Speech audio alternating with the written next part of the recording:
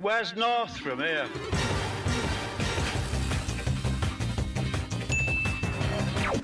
Alreet Trainers, I'm Sonoma Guy, and I am incredibly excited for Let's Go Pikachu and Let's Go Eevee. I think they look stunning. I absolutely love the new graphics, and I am very excited about returning to the Kanto region. Now, a little while ago, I made my top 5 Kanto Pokemon video, and in that video, I said I was starting to think about the team I was going to use for Let's Go Eevee, because, well, that's the version I'm getting. And that is exactly what today's video is all about. Now, if you've seen my team videos in the past, you know I like to use Pokemon I haven't really used before. I think it keeps things fresh, it mixes things up a bit, and I've actually gained some new favourites from doing that over the years. So you're going to see some of that in this video as well. And if you have seen my top 5 Kanto Pokemon video, then don't worry, there's only one Pokemon on that list that is in this video as well, so you won't be seeing the same video twice. And if you haven't seen it, I'll leave a link to it at the end of this video in the end screen. Now, since I'm getting Let's Go Eevee, then my first Pokemon is obvious. Eevee. Now, to be fair, Pikachu is probably the better choice. I mean, we can't evolve Pikachu and Eevee, or at least the ones we get as our starter Pokemon in these games. So, I think Pikachu is the better option, but I'm bored of Pikachu, okay? I'm done with him. He's been around for years. I've never really liked him that much anyway, and Gamefreak are really gunning for Eevee to be not the new mascot of Pokemon, but the second mascot of Pokemon, and I'm 100% okay with that. Now, like I just said, the Eevee and Pikachu we get as starters can't evolve, and at first I wasn't okay with that. I mean, it bothered me, I accepted it, but I didn't like it. Now, I'm fine with it. I've really warmed up to the idea, and I'm quite excited to take this little guy all the way to the Pokemon League. Mate, we are gonna kick some arse. Okay, moving on. Now, we know we can get the Kanto starters in these games, but we don't 100% know when and how. Screenshots from the reveal trailers show the player with a Bulbasaur following them in what appears to be Viridian City, and that would imply you can get them, or at least you can get Bulbasaur very early on in the games. Also, since these are remakes of Pokemon Yellow, it's very heavily implied that we'll be given a Bulbasaur, Charmander and Squirtle just like we were in Pokemon Yellow in exactly the same locations. So Bulbasaur in Cerulean City, Charmander just north of that, and Squirtle in Vermilion City. Anyway, regardless, my next team member is Blastoise. Now, Charizard is my favourite of the Kanto starters, or at least the fully evolved Kanto starters, but I've used Charizard so many times, I am ready for a change. And I have used Venusaur the least out of the 3, and I know I say I like using Pokemon I haven't used a lot, but I'm 100% set on Blastoise here, because just imagine how incredible it's going to look surfing on Blastoise.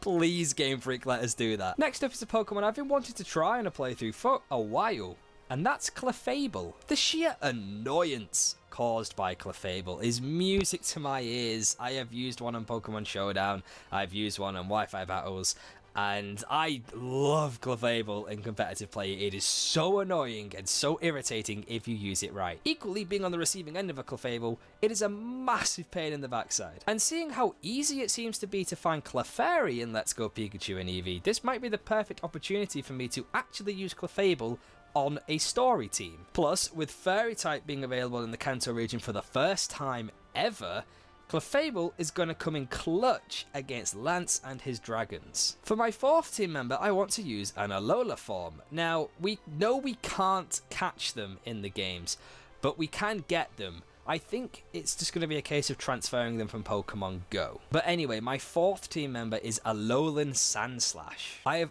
always wanted to use this thing. I've just never got around to it. Its Ice and Steel typing will be another huge advantage against Lance and his Dragon types. And also all the Gen 1 Pokemon that are now part Fairy type, like Clefable and Wigglytuff. I know there's another one. Oh yeah, Mr. Mime. There you go. Those 3. It'll be useful against those 3. Now, I've already hatched a pretty decent Alolan Sandshrew on Pokemon Go. I have favorited it, it is safe, it is going nowhere, and it's ready and waiting for me to transfer it into Let's Go Eevee through the Go Park. Right, moving on. I always make a habit of having at least one fighting type Pokemon on every single team I've made ever since Gen 4. It's my favourite type, so I feel like I'm obliged to do it. Surprisingly, however, I have never used a Machamp. You know, the poster boy of fighting types, has never been on any of my teams, not even competitive. So I think it's about time I fix that, don't you? Now, I'm not so keen on Machop, but I do really like Machamp and Machoke, especially their designs, and I think it's going to look badass with them following you around the Kanto region. I'm just hoping this time Machamp doesn't carry me. Was a bit weird, that Gamefreak, not gonna lie.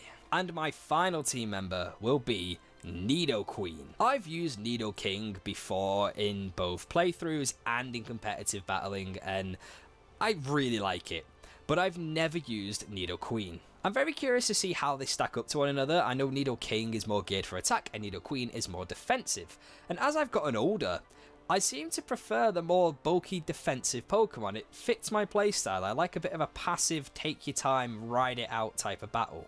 A lot of my favourite Pokemon like Gliscor and Blissey have good defensive capabilities, so it'd be really interesting to see how Nidoqueen fits into my playstyle. So that is my main team, but like every good Pokemon trainer should, I'm going to have a backup team, or sort of like a set of reserve Pokemon to bring in depending on the battles that are ahead. I mean, I'm not going to take a Lowland Sandslash, the Ice and Steel type, to Blaine's gym on Cinnabar Island, am I? I'm not an idiot.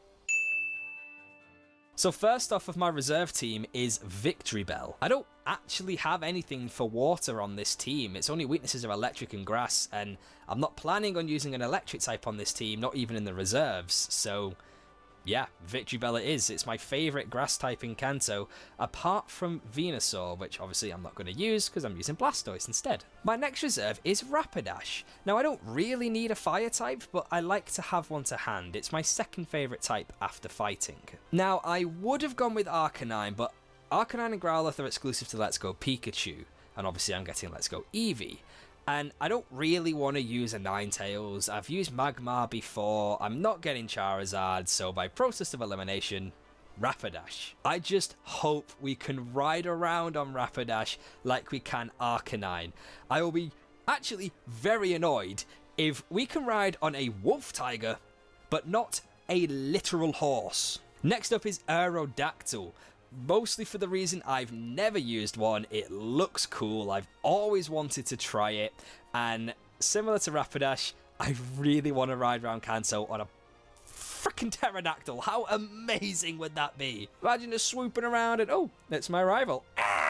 And finally, I want a Pokemon that is going to be incredible against the ghost types and mono psychic types of Kanto. Especially Alakazam and Gengar, two of Kanto's heavy hitters. The only ghost types in Kanto are Ghastly, Haunter, and Gengar, and while I'm assuming Gengar isn't going to have Levitate like he doesn't in Generation 7, Ghastly and Haunter will, meaning ground type moves won't affect them. As for the psychic types, well, a lot of them do have dual typings, which means my other team members can deal with them. But I don't have anything for mono psychic types, so my answer to the ghost types, Alakazam, and to a lesser extent Hypno, is a Alolan Raticate. Don't even at me, bro, okay?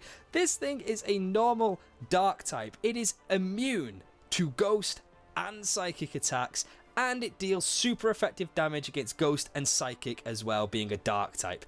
Alolan Raticate is Alakazam and Gengar's worst nightmare. Trust me, you're all going to want an Alolan Raticate. So let's recap. My main team is of course Eevee, Blastoise, Clefable, Alolan Sandslash, Machamp, and Nidoqueen, with a reserve team of Victory Bell, Rapidash, Aerodactyl, and Alolan Raticate. What do you think of my planned team for Let's Go Eevee? Let me know in the comment section, and also share with me your planned team for Let's Go Pikachu or Let's Go Eevee. And just like I did with Ultra Sun, I will do another video when I've completed Let's Go Eevee comparing my actual team to this planned team, and we'll see how they stack up against each other. Thanks very much for watching. If you enjoyed today's video, make sure you leave a like, subscribe, and click the notification bell to see more videos from me. You can also follow me on Twitter and join the Some Know Nothing Guy Discord server. Both are great ways to keep up with what I'm doing, and I will leave a link to both of them down in the description. I will see you all in the next video, but until then, keep training and have a good one. See you later.